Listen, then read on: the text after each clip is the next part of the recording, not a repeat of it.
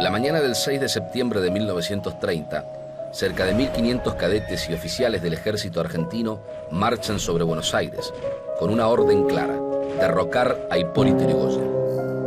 Al frente de las columnas va el general José Félix Uriburu, que hace repartir armas entre los civiles que se van sumando al movimiento golpista. Mientras los aviones sobrevuelan la ciudad a baja altura tirando volantes a favor de los conspiradores, las tropas leales intentan detenerlos en Plaza Congreso. Pero ya es tarde. El general Uriburu y sus seguidores llegan a Plaza de Mayo y logran entrar en Casa de Gobierno. Así comienza un nuevo período de la historia argentina. En los próximos 50 años, la corporación militar será un actor decisivo en la vida política del país.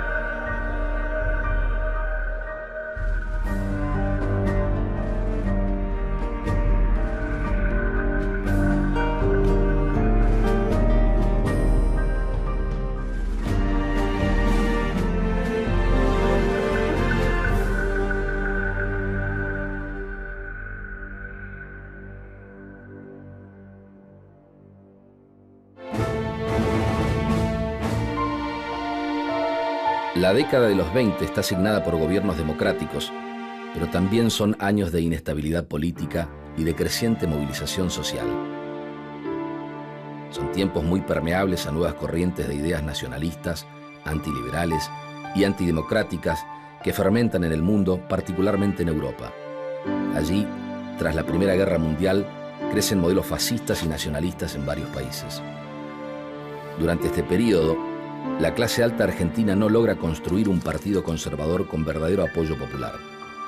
En 1916, Hipólito Yrigoyen, representante de la Unión Cívica Radical, se había consagrado como primer presidente argentino elegido por sufragio universal, masculino y secreto. Pero en 1930, ya durante su segundo mandato, Yrigoyen es derrocado y con este golpe de Estado se inicia un nuevo ciclo en la historia contemporánea argentina. Para pensar lo que sucedió en 1930 en la Argentina, ese primer golpe de Estado con una confluencia entre sectores militares y sectores civiles, hay que necesariamente evaluar lo que sucedía en el mundo, fundamentalmente en Europa en ese entonces. Digo en Europa porque nuestras altas clases ante todo miraban hacia Europa, porque nuestra economía estaba en gran medida dirigida hacia Europa. Ese golpe básicamente se plantea enfrentar una crisis inédita, que es la crisis general del capitalismo, y frente a esta crisis el bloque de clases dominantes actúa casi calcado como en 1890, espera que pase y en consecuencia que todo pueda restablecerse. La lectura era muy inadecuada, puesto que la crisis del 30 no se parecía en nada, y sobre todo porque era una crisis que ponía en entredicho la hegemonía británica en esta región del mundo. Situación que suponía una modificación de la inserción general de la sociedad argentina en el mercado mundial. Y lo que uno detecta ahí en 1930, por un lado, sí tiene que ver con la crisis económica que había estallado con la quiebra de la bolsa en Estados Unidos, en Wall Street, en 1929, un año atrás, pero también se encuentra con que desde 1922 en Italia está gobernando Benito Mussolini, un gobierno que prontamente va girando a tener grandes improntas dictatoriales hasta convertirse justamente en el gobierno del fascismo. Nuestras élites, nuestros generales también, entre otros el propio Uriburu, quien va a ser llamado luego de manera cómica Von Pepe, va a mirar con ojos muy atentos lo que está pasando en Europa con el fascismo primero y luego, por supuesto, con un nazismo que va a ascender políticamente hasta 1933, llegar a la cima del poder en Alemania. No vacilaré en ponerme al frente de un movimiento político bien definido y organizado, cualesquiera que sean los peligros y las consecuencias que importe su acción. Las palabras de von Pepe, apodado de ese modo debido a su admiración por la capacidad militar alemana, fueron escuchadas atentamente por los presentes en el banquete del periódico nacionalista La Nueva República. El general Uriburu, partidario de ideas nacionalistas y antiliberales, no dudó en expresar su desacuerdo con la presidencia de Irigoyen y ponerse al frente de un movimiento golpista que tuvo como objetivo derrocar al presidente y oponerse al orden democrático inaugurado por la Ley de Sufragio Universal en 1912.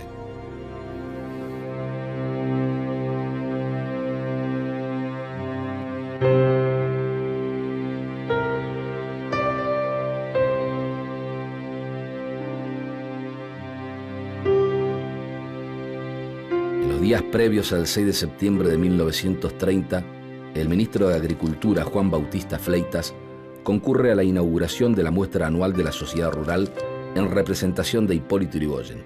Fleitas es recibido con una feroz silbatina previamente organizada y debe partir de inmediato. El acto se suspende. Por esos días, masivas manifestaciones estudiantiles reclaman la renuncia del presidente y son reprimidas por la policía.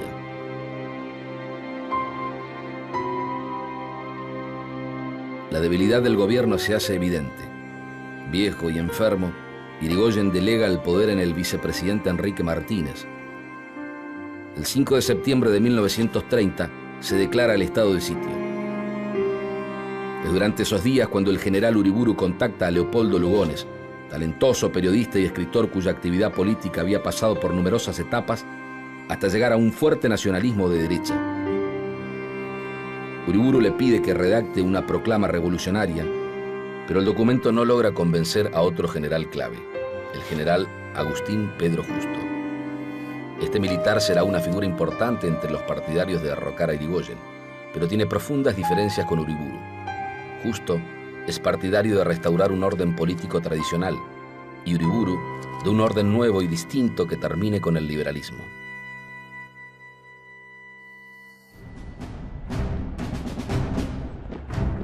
Para la mañana del 6 de septiembre son pocos los seguidores que ha logrado convocar Uriburu. El área militar de Campo de Mayo no se moviliza y sus autoridades se autoproclaman legalistas por ser leales a Yrigoyen y al orden constitucional.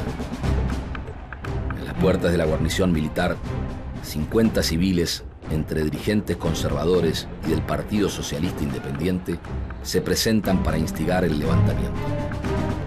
Son rechazados o detenidos por el coronel Avelino Álvarez, comandante de Campo de Mayo. En la capital, las fuerzas de la primera división del ejército y la policía responden a Yrigoyen. Los oficiales de mayor graduación se niegan a entrar en la conspiración y Uriburu solo cuenta con los tenientes, subtenientes y cadetes del colegio militar. Sin embargo, los cerca de 1.400 hombres que logra reunir entre civiles y militares alcanzan para llevar adelante la avanzada golpista sobre la Plaza de Mayo y así ingresar en la Casa de Gobierno. Mientras Yrigoyen es trasladado a La Plata y obligado a firmar su renuncia en el interior de la Casa Rosada, Enrique Martínez, el vicepresidente, también debe abandonar el poder. Efectivamente, entre los años 20 y los años 30 va a cambiar un poco esa concepción militar y va a afirmarse la idea de que las Fuerzas Armadas están vinculadas a una misión moral que asocia o que identifica al ejército o a las Fuerzas Armadas con la nación y que esa misión moral tiene que ver con efectivamente un orden superior al cual pertenecen las Fuerzas Armadas o los militares en relación con el mundo más, diríamos, cotidiano o banal de los civiles. No fue un golpe eminentemente militar, sino que fue un golpe con una fortísima participación civil. De hecho, la mayor parte de las Fuerzas Armadas, en la coyuntura de septiembre de 1930, no adhieren a la realización de un golpe de Estado a Hipólito Yrigoyen, que había empezado su segundo mandato 2 años atrás, en 1928, con una gran suma de votos. Hipólito Yrigoyen tiene la posibilidad de aplastar el golpe. Ya había manifestado previamente su intención de no hacerlo el ministro de Guerra, el general de Lepiane, le había renunciado unos pocos días antes en virtud de que el presidente no le permite arrestar a los 50 o 60 cabezas que estaban conspirando en esa dirección. El punto que se discutía era si el radicalismo gobernaba o no contra la voluntad del bloque de clases dominantes. Es histórico en el radicalismo que jamás hace semejante cuestión y por tanto Irigoyen se aviene a ser destituido sin resistencia armada real. Va a aparecer una serie de intelectuales, políticos, vinculados a ideas nacionalistas y en general de derecha, también van a afirmar este rol preponderante de las Fuerzas Armadas como institución ordenada y disciplinada con una moral superior a la de los políticos civiles.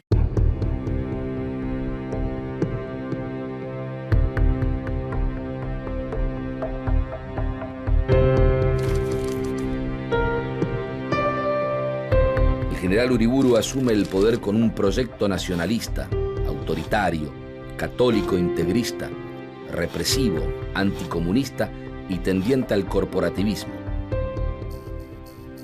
Logra el apoyo inmediato entre las élites conservadoras, quienes reconocen en el ejército a un aliado que los liberó de lo que calificaban como la chusma radical y que cumplió el patriótico deber de echar a Irigoyen.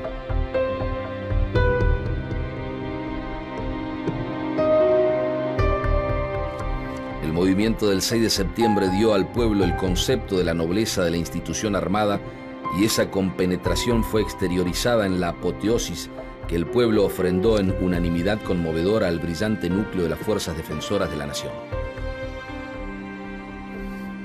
A lo largo de la década de los 30 se instala en algunos sectores políticos e intelectuales de derecha un pensamiento conservador, antiliberal y antidemocrático, impulsado por sectores civiles para los cuales el catolicismo encarna la defensa de la nacionalidad. Mientras que Uriburu representa sectores nacionalistas de élite filofascistas, Agustín P. Justo representa estos sectores, ¿sí?, de nuestro liberalismo conservador. ¿Qué es lo que están buscando? Ante todo lo que quieren hacer es dar marcha atrás las agujas del reloj, volver a la vieja república liberal conservadora que había existido en la Argentina hasta justamente antes de la irrupción del radicalismo, ¿sí?, favorecido por la ley Sáenz Peña en 1916. Un pequeño grupo de oficiales ligados a Justo, en el que formaba entonces parte el capitán Perón, el general Martín Rodríguez, son un núcleo más que, diría, de oficiales nacionalistas, que también lo son básicamente hombres que consideran que tal vez la solución fascista italiana puede ajustarse mejor al programa político de la sociedad argentina. El secreto de ese ejército es el ejército que maneja Justo. Justo es un oficial liberal, pero al mismo tiempo es un oficial liberal que comprende perfectamente el contexto en el que esto se debe desenvolver y por tanto su liberalismo está, por así decirlo, rehecho a las condiciones de la crisis del 30. En los primeros años de la década de los 30, los militares empiezan a debatir y a sentar distintas posturas respecto de la participación política de la corporación militar. En esos años, un joven capitán Perón escribe al teniente coronel José María Sarobe: «Creo que al cuadro de oficiales esta revolución le ha hecho un gran mal. El año 1932 por lo menos debe ser para los oficiales en general un año de extraordinario trabajo de todo orden. Solo así podrá evitarse el mal que produce en el ejército la ociosidad, la murmuración y la política. Será necesario que cada militar esté ocupado en asuntos de su profesión, de diana a retreta. De lo contrario, esto irá de mal en peor».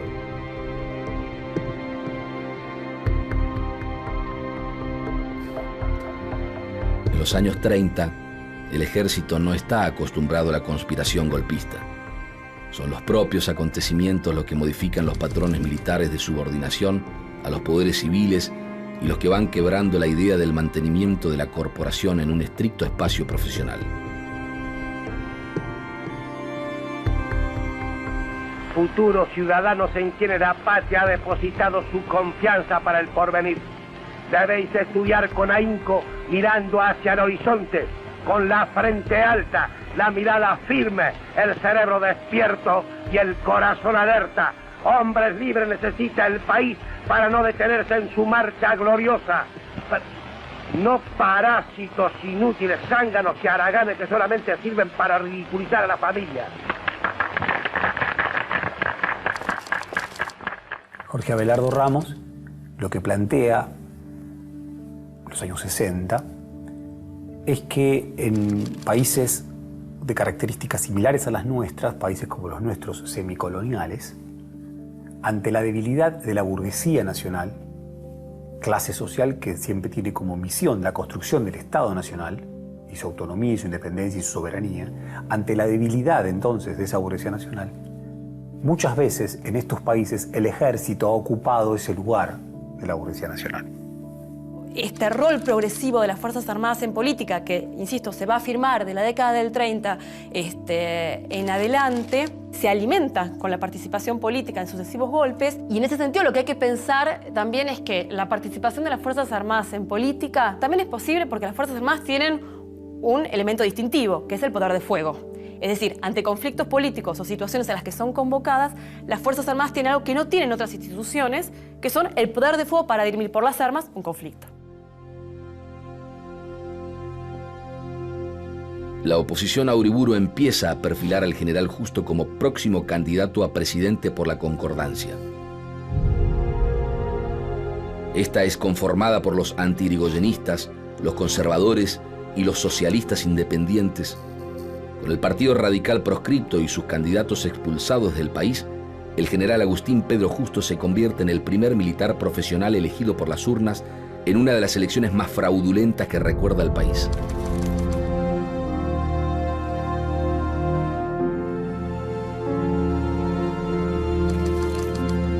En ese día glorioso han confundido sus anhelos, sus aspiraciones y elevado propósito de mejoramiento institucional y bien público, el pueblo, que da vida a su ejército, y el ejército, que es mandatario de su pueblo. El respeto a la Constitución y a las leyes fundamentales del país ha sido el programa cardinal sustentado por esa hermosa reacción del espíritu cívico. Y esas altas finalidades serán totalmente alcanzadas, porque para ello han contraído con verdadera unción patriótica un compromiso solemne el pueblo, el gobierno y sus instituciones armadas. El gobierno de Uriburu rápidamente va a ser reemplazado por el gobierno de Justo. Justo va a ganar en elecciones fraudulentas con la Concordancia. Justo va a ser candidato a presidente y va a tener dos candidatos a vice. Uno va a ser Julio Argentino Roca, hijo, y otro va a ser Matienzo, del radicalismo antipersonalista. Va a ganar esas elecciones contra una fórmula montada entre los demócratas progresistas de Lisandro de la Torre y Nicolás Repetto. El partido oficial va a ser la Concordancia. Es el resultado de una coalición de partidos, por supuesto, anti-irigoyenistas, cuyo poder va a estar básicamente detentado por Justo, que de hecho va a ser el primer presidente electo a través de la Concordancia. Y la Concordancia va a ganar elecciones sucesivamente a lo largo de toda la década del 30. La crisis mundial, iniciada con la quiebra financiera de la bolsa norteamericana en 1929, y el ascenso del nazismo atraviesan el debate y la política nacional. En 1933, el vicepresidente Julio Argentino Roca firma con Gran Bretaña el pacto Roca-Runciman, el cual establece condiciones comerciales que privilegian los intereses de la potencia inglesa. La Segunda Guerra Mundial y la tensión bélica internacional justifican el rearme dentro del ejército y un significativo aumento del presupuesto militar.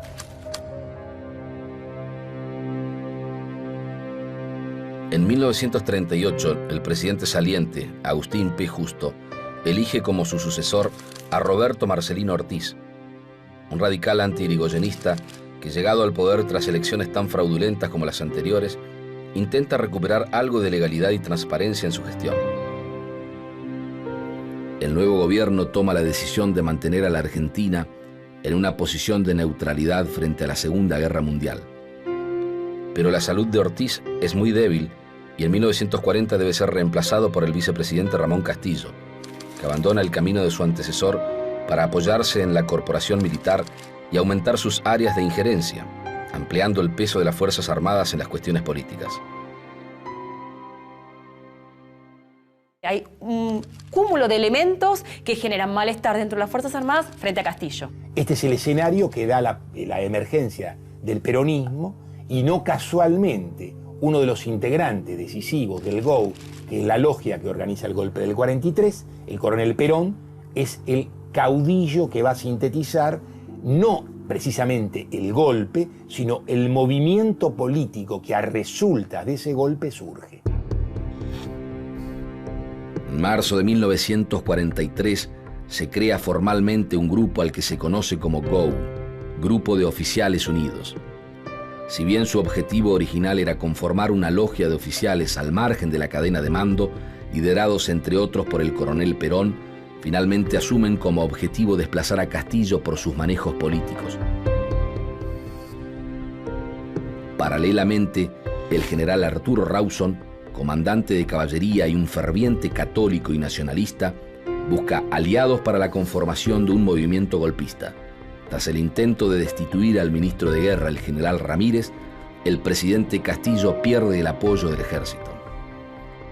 Con un manifiesto redactado por Perón y Miguel Montes, el GOU condena a Castillo por la venalidad, el fraude, el peculado y la corrupción. Mientras tanto, el general Rawson llama a una reunión en la Escuela de Caballería de Campo de Mayo, donde 14 jefes militares toman la decisión de derrocar a Castillo e implantar un régimen militar. Con ese objetivo común coinciden distintas corrientes militares con razones tan diversas como contradictorias. De esta manera se está gestando un golpe de Estado estrictamente de las Fuerzas Armadas. Si hiciéramos un corte del 4 de junio de 1943, seguramente nos daríamos cuenta que nadie podía advertir que de esa revolución iba a nacer el fenómeno social que efectivamente nació. Nadie podía advertir que de estos generales Rawson, Ramírez, de Farrell, iba a nacer finalmente un movimiento social que convocara fundamentalmente a las clases trabajadoras y las incluyera en la dinámica social y política de la Argentina, tal como lo hizo finalmente el peronismo, ¿sí? Apenas 2 años después. Y este es otro hecho absolutamente inédito, porque el único movimiento político vinculado a una crisis de esta envergadura que surge de un golpe de Estado, o en su contigüidad al menos, es el peronismo.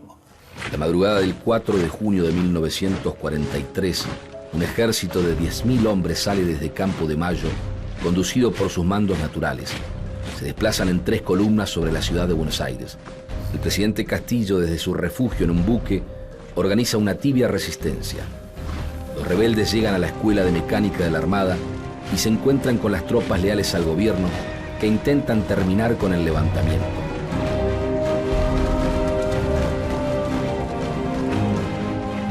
El enfrentamiento es breve.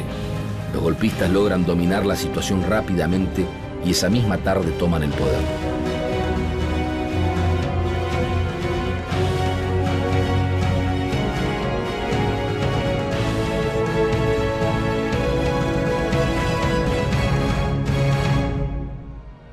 Con el golpe de 1943, las Fuerzas Armadas terminan de fijar el patrón de funcionamiento iniciado en 1930.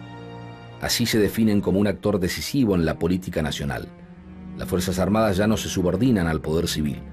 Desde entonces, ningún otro sector político que quiera gobernar podrá ignorarlas. Capaces de trazar rumbos, serán sistemáticamente convocadas por los sectores civiles. Ambos, civiles y militares, recurren a la población en una relación cada vez más compleja. Necesitarán de la adhesión del pueblo para utilizar la fuerza militar y quebrar el orden político cada vez que lo juzguen inadecuado. A partir de 1930, comienza entonces un nuevo ciclo histórico en la relación de las Fuerzas Armadas y la política argentina. Un ciclo que escribirá buena parte de la historia argentina del siglo XX y que solo se cerrará con el fin de la última dictadura militar en 1983, cuando las Fuerzas Armadas vuelvan a subordinarse definitivamente al poder civil.